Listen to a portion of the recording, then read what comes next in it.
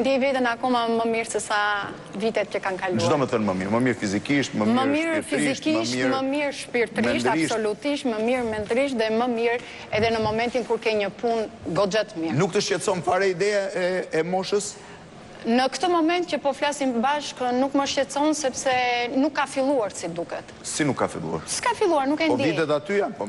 Vitet janë aty, po më duket që jam vitet nga njerë nuk ka të bëjt se sa ti je, po se sa ti ndjesh. Sa ndjesh tani? Unë? Po, për moshën s'do të pyes se thash gratë dhe Jo, unë e them nuk kam komplekse për moshën, unë jam 47 vjeça. 47, për sa ndjesh? Ndjem për 25.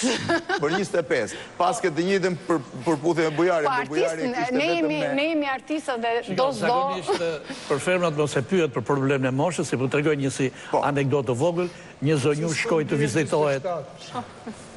Një zonjush 10 sekond se bëri një pyetje interesante. Ka të bëj një pyetje kështu për një kuriozitet kështu pak intelektual. Pse s'tu ndjem 47? Nuk ka drejt 27 vjeçare të jetë si ti? Absolutisht që ka. Unë po them për Monikën, nuk po flas për të tjerat. Ndoshta të tjerat kur tin 47 do ta tregojnë ata eksperiencën e tyre. Në fakt, unë 40 deri në 50 janë vitet më të bukura të jetës. Tani njeriu sa herë hyn në një moshë caktuar i duken ato vitet. Jo, unë e kam lënë. E kujtoj dhe i referohem kësaj. Mosha më e mirë e femrës është 35 deri në 47-48. Ky shkrimtari afrikan në jugo. Është e vërtetë. Komplikove pres tani.